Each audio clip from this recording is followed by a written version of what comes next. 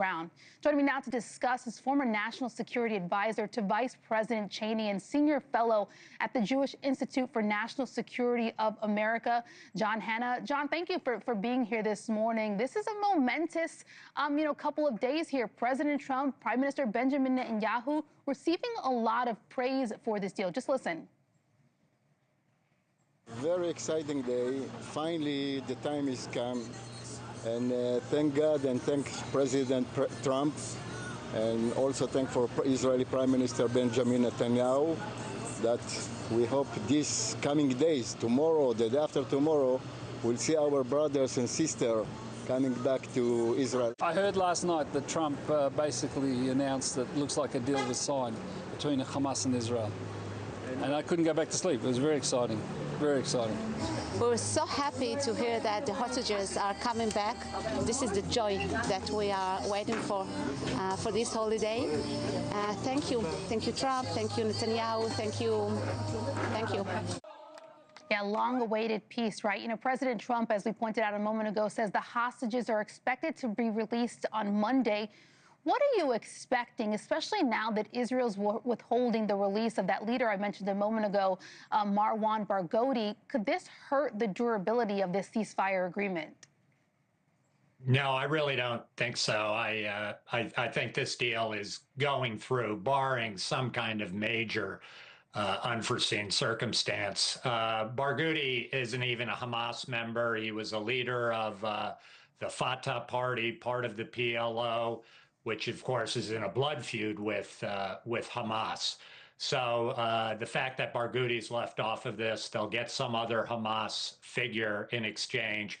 I don't think it stops this deal from going forward. I think it's just simply at this point, this phase one of the deal, which is really this exchange of hostages for prisoners, including some Palestinian prisoners, at least 250, with a lot of Israeli blood on their hands, who almost certainly will try and return to the fight.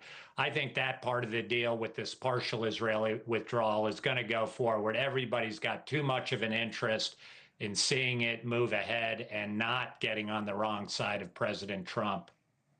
Yeah, this is a pretty robust ceasefire framework. I know part of it calls for this international body to govern Gaza, and the U.S. says roughly 200 U.S. CENTCOM personnel will be sent to Israel to help monitor the deal. This is some of what Trump said this week about that. Take a listen. What is the international stabilization force that's going to deploy to Gaza? What is that going to look like?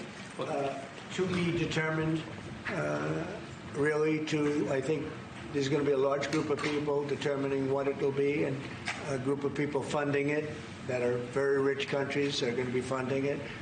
People want to see this work. It's going to work. It's absolutely going to work. And it starts. It's already started. We've signed, as you know. Everybody's agreed.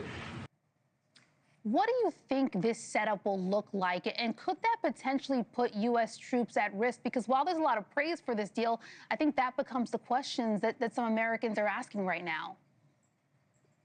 Yeah, I think, all of these details about, what does a real day after framework look like in Gaza? There's a lot of details that still need to be worked out, including this issue of who's going to compose this international stabilization force and what their mission is going to be.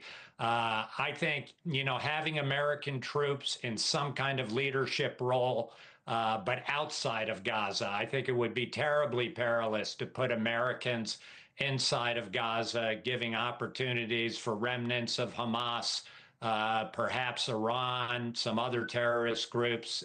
Americans would have a real target on their back in a way that Arab states and Arab troops would not have in the same way. So I hope the Americans are involved, but more either stationed out of Egypt, stationed out of Israel, kind of giving oversight, logistical support, command and control support, helping to organize this force that will actually go into Gaza and do that really difficult work of trying ultimately to disarm Hamas and demilitarize the Gaza Strip, which is still a long way from being done. We've already seen in the aftermath of this ceasefire, Hamas fighters putting back on their uniforms, going back into the streets, taking control, and actually taking vengeance against certain people they viewed as collaborators with the Israelis.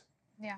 It does seem like this delicate balance of the U.S. staying involved to ensure that this continues to cross through the finish line, the entire, peace agreement. But then you also don't want the U.S. dragged into a longer potential war or battle here if the agreement doesn't, hold strong. Let me ask you, speaking to that fragility of the agreement, Prime Minister Netanyahu says disarming Hamas is one of Israel's main conditions for phase 2. Just listen. This way we grapple Hamas. We grapple it all around ahead of the next stages of the plan in which Hamas is disarmed and Gaza is demilitarized. If this can be achieved the easy way, very well. If not, it will be achieved the hard way. Yeah, on the flip side here, Hamas says they want to guarantee that Israel is not going to resume bombing after the hostages are released. That's their last bargaining chip. How much can, Hamas and just the Palestinians more broadly trust, this arrangement hold strong? Well, that's a good question. There's a lot of constructive ambiguity on this issue of whether or not Israel, if Hamas doesn't disarm, whether Israel's going to be able to just resume its offensive and go back in. We understand that President Trump quietly has assured both the Arab states and Hamas that Israel will not, so long as negotiations continue on this second phase of disarmament and establishing some kind of new government and security force in Gaza, so long as those continue, the president will stop Israel from resuming its offensive, while Prime Minister Netanyahu is still able to tell his right-wing cabinet, some of whom are very upset by this deal, who wanted to continue the military offensive to destroy Hamas, he can tell them, well, if Hamas refuses to do it the easy way, then Israel can go back in. I think it'll be difficult if we get down the road of putting in international forces in Gaza, if we establish a non-Hamas technocratic Palestinian government, if reconstruction starts to happen inside of Gaza. It's going to be very hard for Israel to go back in, which is one of my concerns. And I'm sure Hamas is betting that they can drag this out and somehow survive in this process and continue to be a force in Palestinian politics. Yeah, I think, obviously a major moment right now that we have this ceasefire agreement and potential peace deal, but a lot of components and moving parts here, and it's still very, very fragile. Thank you for your insight. Former National Security Advisor to Vice President Cheney and Senior Fellow at the Jewish Institute for National Security of America, John Hanna. Thank you for joining us.